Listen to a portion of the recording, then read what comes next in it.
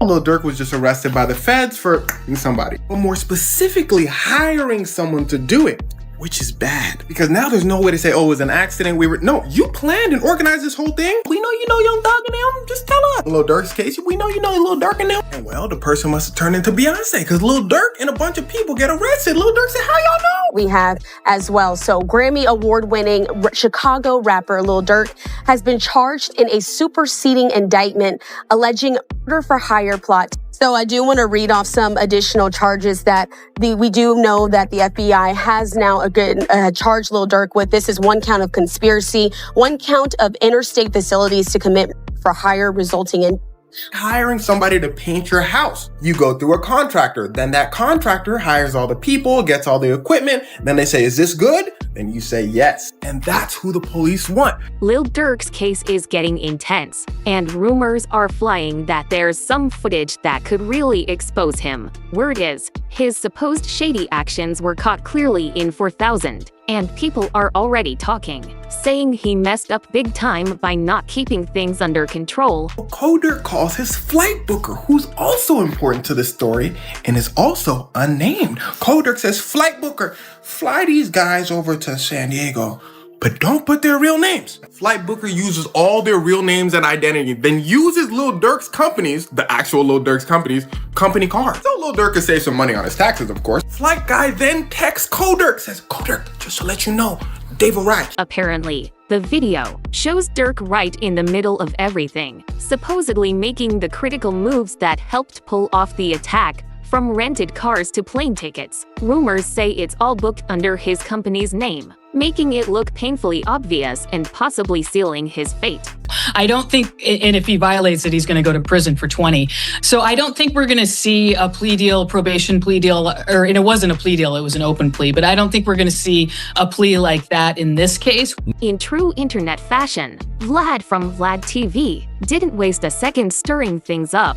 He jumped on X, calling Lil Durk dumb for allegedly sending a group of guys on a plane, only to mess up by targeting the wrong person. Vlad's been vocal in interviews, saying he never believed anyone would actually get on a plane to take someone out but with this case unfolding, he had to eat his words, admitting he was wrong. He went further, calling Durk's decision reckless, pointing out that now Durk and 5 others face life sentences or possibly even the death penalty. According to Vlad, Durk was stupid enough to send 5 guys on a plane to go after Quando Rondo, but they ended up killing the wrong person. Now, all 6 are facing life or possibly even the death penalty. And there's more history between Durk and Vlad. Durk threw shade at Vlad in his 2022 track Golden Child with the line, "I don't speak tongues, period. I don't F" at the time. Vlad claimed he didn't know why Durk took aim at him. But DJ Academics later explained in a 2023 interview, the beef apparently started after Vlad let slip in an interview that Durk's then-partner India was pregnant, despite Durk asking him to cut it out. Vlad agreed, but the clip aired with that detail anyway, leading to a lasting cold front between them. And to top it off, just last month, Lil Durk was hit with a murder for hire charge related to the death of Lil Pab, who happened. Rapper Lil Durk is charged in a murder for hire plot. Lil Durk's real name is Durk Bank, and he is from Chicago. This is his mugshot from Florida, where he was arrested last night and is being held without bond. Rumor has it that back in 2022, the real target was Quando Rondo, but things went wrong, and his cousin ended up getting killed instead. Fast forward to November 8th, and the U.S. Attorney's Office in California just dropped a bombshell. They're hitting Lil Durk with even more charges. Originally, he was only facing 1 murder for hire charge, but now he's also being charged with conspiracy and handling firearms, including a machine gun in the setup that allegedly led to Lil Pab's death. We have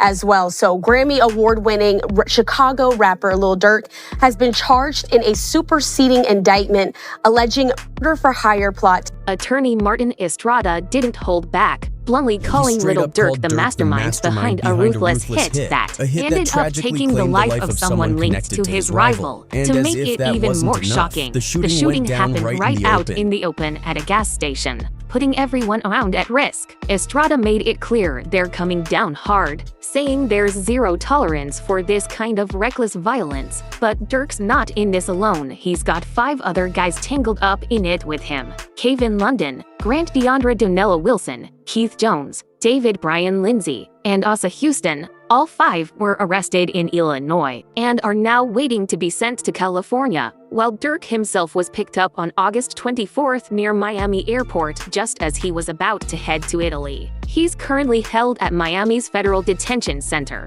also awaiting extradition to LA.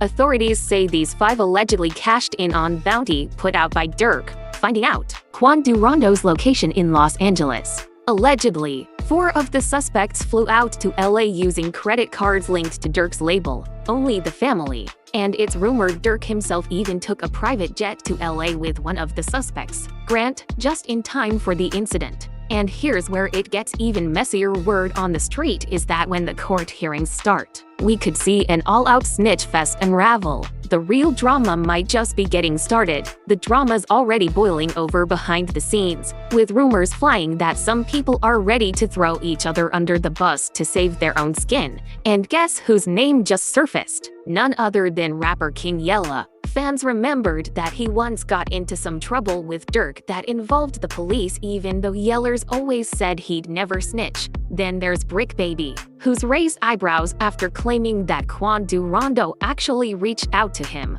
Fans noticed Brick Baby looked uneasy talking about Durk's recent arrest on No Jumper, which only fueled suspicions. But here's the wildest twist yet. Rumors point to a third person who might be the real snitch, the alleged informant, Off Jam. Yep, the buzz is that Jam might be the one tipping off the police. And there's even talk he could have worn a wire, which would be a total game changer if true, a plot twist straight out of a crime thriller. And as if things couldn't get crazier, leaked police files have pulled Durk even deeper into the mess. Out of the 5 suspects in this alleged revenge hit, 3-Day, Voni, and Boogie already have screenshots circulating online. These aren't just random guys. They were super close to King Von, often seen together, buying jewelry, and hanging out. Their tight connections to both Von and Durk are just pouring gasoline on this already explosive situation. Hey, big fan. We just looked at him. Let's go over there. You got to be what up, bro? Boss, you good? My boy. That's good. It got real in here, man. This whole fiery feud traces back to that tragic night when King Von lost his life. Since then, it feels like Lil Durk and his OTF crew have been locked on Quando Rondo and his circle, who many believe are connected to what happened to Von, largely because of Quando's close ties to NBA YoungBoy's crew. Initially, Quando actually tried to keep things from spiraling. He even reached out to Lil Durk privately, hoping to ease the tension before things got out of hand. But reportedly, Durk wasn't about to let things go so easily. He even bought out venues where Quando was supposed to perform, hitting Quando's pockets hard and forcing him to cancel a series of big shows. Realizing Durk wasn't backing down, Quando finally went all in, dropping a track called Soul Reaper. In it, he didn't hold back, throwing some intense shots with lines like, "They like Durk, he's a singer, he won't smoke you can believe whatever you want, I got you." The message was clear. Quando was ready to face the conflict head-on, no longer backing down from a feud that had already escalated into a full-blown beef. They like Durk, his ass a singer, he won't smoke shit. You can bleed whatever you want, I got your folks here. The wild part is, even though the tension between Durk and Quan had been simmering for a while, Durk kept things low-key publicly, leaving fans wondering what his next move would be. But according to rumors, it seems like Durk was making moves behind the scenes, possibly setting up financial support for those loyal to Von and even offering rewards for anyone willing to take revenge. Then, when Quando's close friend Lil Pab was tragically killed at a gas station, it seemed like Durk might have referenced the incident in a song. He dropped a line like, "They like Durk, he's a singer, he won't smoke, you can believe whatever you want, I got your folks hit," which fans quickly picked up on, thinking he was either claiming some kind of responsibility or at least sending a strong message that he wasn't backing down. Of course, Quando wasn't about to let that slide. He came back harder in his track Want Me Dead, directly calling out Vaughn's sister with lines like, "My favorite pop dead. Sister talked too much. No, I don't like the B." Little Timmy rolled her brother up, got stepped on in some Nike kicks. These were some of the most direct shots he'd thrown at Vaughn and his family, escalating the whole situation into a serious back and forth. They like Durk, his ass a singer, he won't smoke shit. You can bleed whatever you want, I got your folks here.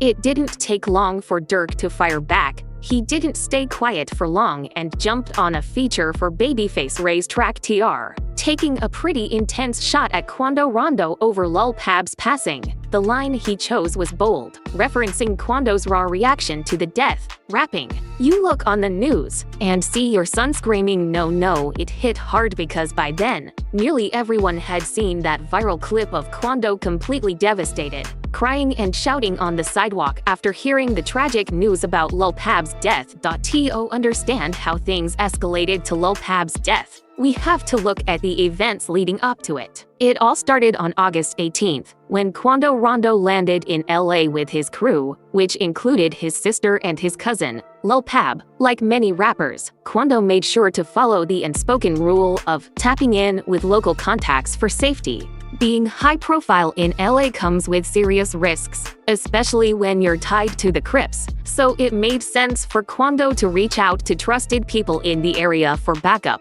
While we don't know the exact details of who he connected with, it's standard in this world to link up with your own set when you're in someone else's city, just as a precaution. But things quickly took a dark turn shortly after Quando checked in. It seemed like Otf and Durk's people somehow had all his details, his location, hotel, schedule, the whole deal. How exactly Otf managed to get all that info is still a mystery. Was it a lucky coincidence? Or did someone intentionally leak? Regardless of how it happened, once Quando's plane landed, the situation started to spiral out of control. Quando Rondo landed in LA, and it didn't take long for Otf to start tracking his every move. Once they figured out where he was, Durk's crew didn't waste any time. They quickly booked flights, rental cars, and even private jets to get there, all happening fast and with military precision. There's a reason for this rush, it's not just a coincidence. Word on the street is there was a bounty on Quando's head, reportedly funded by someone called Co-Conspirator 1, and fans are connecting the dots, assuming this mystery person is none other than Lil Durk himself. Given his power, influence, and the fact that Otf's expenses, flights, hotels, cars were all paid for with credit cards tied to his label, this isn't looking like a random incident. It's starting to look like a carefully planned revenge operation, organized with far more precision than anyone would expect. Hi, my favorite up there, sister talk too much, no I don't like them. Bitch tell me roll her brother up, got stuck on this some Nike kid. When Otf's crew hit LA, they wasted no time. Everything was set up with military precision cars lined up, hotel rooms booked, ski masks and firearms ready. They kept all their communications in code, making sure nothing would tip anyone off. After planning for a while, they stationed themselves near Quando Rondo's hotel, keeping track of his every move, knowing exactly where he'd be and when. Then, the day they'd been waiting for arrived. Quando was in a black Escalade, with Otf tailing him in a white BMW, blending in, following him without him ever catching on. It wasn't until both cars pulled into a gas station that things took a deadly turn. Otf's people parked nearby, jumped out, and unloaded a barrage of shots. The Quando was still inside the Escalade, but his cousin, Lil Pab, was outside at that moment, and he was the one who got caught in the crossfire. Quando walked away without a scratch, but sadly, his cousin didn't survive. The whole plan backfired. Quando was the target, but he made it out alive, while his cousin paid the ultimate price. Interview 10. After the hit, Otf's crew met up at a food spot to go over the financials, dividing up the payouts and making sure everyone got their cut. Once everything was settled, they quickly fled back to Chicago. Durk had been careful to distance himself from the operation. He reportedly told his team, "Don't book anything under my name, my family's name, or anyone close to me. making it clear he wanted zero connections that could lead. The only reason we know about this instruction is that it came through a key player, co-conspirator 3, who some now believe might be cooperating with the feds. This person was in charge of booking a private jet for Otf. But Durk's message was clear: no TIs, no paper trail. Back in Chicago, another Otf member, possibly Otfed, handled the final payouts to keep Durk's name clean and make sure everyone stayed quiet. For a while, it seemed like the whole operation went off without a hitch, but then someone started talking, and that's when Otf Jam's name popped up. Jam's past is checkered. He was arrested for attempted murder at 17 and served a 12-year stretch before being released in March 2022, just months before Lil Pab's tragic death. While we don't know exactly what Jam's role was, he was close to Otf and had a hand in what went down. At first, everything seemed perfect. The hit went down, everyone got paid, and fans didn't suspect a thing. But just a few months later, Jam got picked up on a gun charge in March 2023, facing another long sentence.